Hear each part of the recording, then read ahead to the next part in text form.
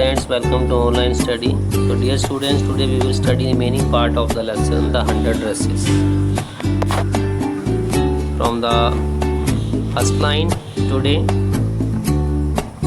even though they had been late to school, Maddie was glad she had not had to make fun of Wanda. She worked her arithmetic problems absent-mindedly.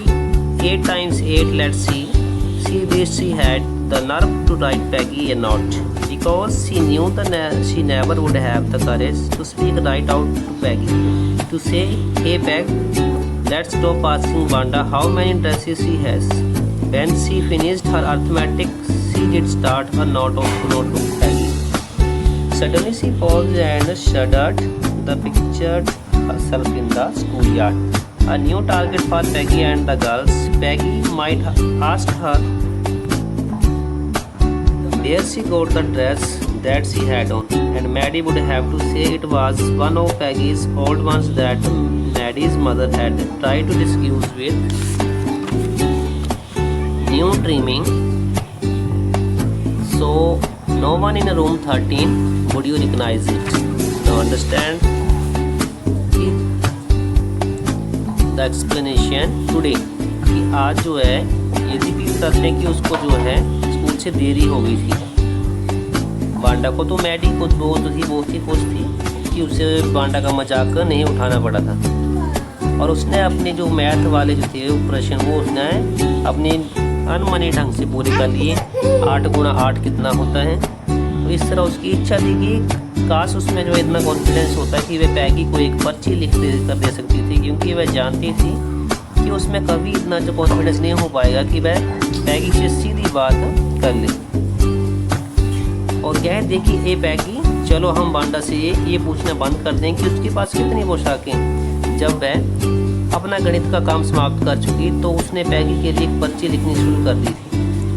अचानक वह रुक गई और कांप उठी कि वह अपने मन में कल्पना करने लगी कि वह स्कूल के आंगन में खड़ी है, पैगी तथा दूसरी लड़कियों के लिए एक नया निशाना बनी हुई।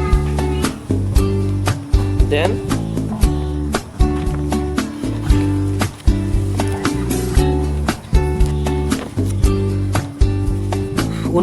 उसके लिए क्या बन गई, एक आंगन में खड़ी थी और एक निशाना बनी हुई थी लड़कियों के लिए।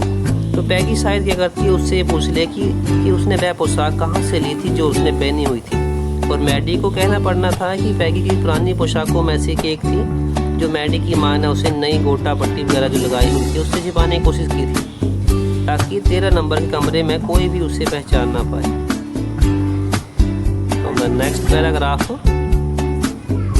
If only Peggy would decide of her own accord to stop having fun with Wanda. Oh well, Maddie ran her hand through her short blondie hair as though to push the uncomfortable thoughts away. But difference did it make. Slowly Maddie tore into bits the note she had started. She was Peggy's best friend, and Peggy was the best liked girl in the whole room. Peggy could not possibly do anything that was really wrong, she thought. As for Wanda, she was just some girl who lived up on Boggin's height and stood alone in the schoolyard. She scarcely ever said anything to anybody. The only time she talked was in the schoolyard about her 100 dresses. Maddie remembered her telling about one of her dresses, pale blue with color trimming, and she remembered another that was brilliant jungle green with the red sauce. You would look like a Christmas tree in that, the girls had said in the pretended admiration. Now understand the explanation of these paragraphs. कि उसके बाद क्या होता है कि उसे काश बोलती कि पैगी अपनी इच्छा से ही वांडा को जो उसको मजाक उड़ाना वो बंद कर दे, बोलते चलो छोड़ो। देन मैडी ने अपना हाथ जो था अपने छोटे छोटे सुनहरे बालों की तरफ फेरा और मानो ऐसा लग रहा था उससे कि कि उसके विचारों से वो उसको बाहर धकेल रही हो। बट इसमें क्या डिफरेंस करना था उसे कि धीरे धीरे मैडी ने क्या किया, उस पर्ची को धीरे धीरे उसको फाड़ के छोटे टुकड़े कर दिए और उसने फिर लिखना शुरू की थी। वह पैगी की सबसे अच्छी फ्रेंड थी और पैगी पूरी क्लास में सबसे ज़्यादा पसंद की जाने वाली लड़की थी और पैगी संभव रूप से कुछ ऐसा नहीं कर सकती थी कि जो उसके लिए मतलब रॉन्ग हो। तो एट उसमें उसने ऐसा सोचा। देन जहाँ तक जो है वो वांडा का संबंध था पेटोस्की का, वो तो एकमात्र एक लड़की थी और बॉगिन्स हाइट पर रहती थी और स्कूल के ही आंगन में वो अकेली खड़ी रहती थी और वह मुश्किल से भी कभी कोई बात किसी से कहा करती थी। बट एकमात्र समय था जब उसने कोई बात नहीं की थी। बस स्कूल के आंगन में थी तो उसने क्या बात की थी, अपनी 100 पोशाकों वाली बात कही थी। तो मैडी को याद आ रहा था कि किस तरह उसने अपनी पोशाकों में से एक के बारे में बताया हुआ था। हल्के नीले रंग की पोशाक जिसके ऊपर विभिन्न रंगों का गोटा पट्टी लगा हुआ था और एक और पोशाक थी की याद आई जा रही थी कि उसने चमकीले गहरे रंग की थी वो, जो उसने कमर के गिर्द एक पेटी लगाई हुई थी, बनी हुई थी उसकी ड्रेस के ऊपर। तो इसमें तो बोलते कि तुम एक क्रिसमस ट्री के जैसी लगोगी। तो लड़कियों ने प्रशंसा करने का एक नाटक करते हुए ऐसा उसको कहा। Thinking about Wanda and her underdresses all lined up in the closet, Maddie began to wonder who was going to win the drawing contest. For girls, this contest consisted of designing dresses, and for boys, of designing motorboats. Probably Peggy would win the girls' medal. Peggy drew better than anyone else in the room. At least that's what everybody thought. She could copy a picture in a magazine or some film stars had, so that you could almost tell who it was. Oh, Maddie was sure Peggy would win. Well, tomorrow the teacher was going to announce the winners. Then they had no. The next day it was drizzling. Maddie and Peggy hurried to school under Peggy's umbrella. Naturally, on a key like this, they didn't wait for Wanda Pinoski on the corner of Oliver Street, the street that far away under the railroad tracks and up the hill led to Hogan's Height. Anyway, they weren't taking chances on being late today because today was important. Now understand the explanation. कि Wanda ने उसकी अलमारी में सजी हुई 100 पोशाकों के बारे में सोचते हुए मैडी के बारे में वो आश्चर्य करने लगी कि ड्राइंग और कलर के मुकाबले में कौन जीतने वाला है। लड़कियों के लिए इस मुकाबले में पोशाकों का चित्र बनाना था और लड़कों के लिए मोटर नापों के लिए चित्र।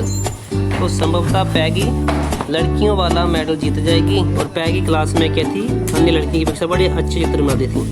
कम से कम यही बात हर कोई सोचता था कि किसी पत्रिका में दिए गए हुए कोई ऐसा चित्र हो, उसको देखकर वो वैसा बना देती थी, अथवा वो किसी फिल्मी स्टार की जैसे चित्र बना सकती थी। और आप ऐसा बता सकते हो कि ये कौन हो सकता था। बोलता ओ मैडी को निश्चित है कि पैगी जीतेगी। और अगले दिन अध्यापक ने के विजेताओं के नाम सुनाने जा रही थी। जो अध्यापक थी तब उन्हें बोला कि पता चल जाएगा।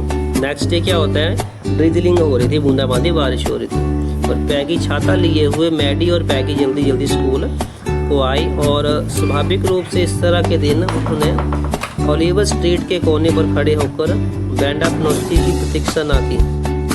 उसके बाद की गली दूरी पर रेल लाइन के नीचे से होती हुई और पहाड़ी के ऊपर होती हुई बॉगिंस हाइट्स की तरफ जाती थी। कुछ भी हो, आज किसी भी तरह से देरी करने का वह कोई खतरा नहीं ले रही थी, क्योंकि आज का दिन तो था बहुत ही इम्पोर्टेंट था।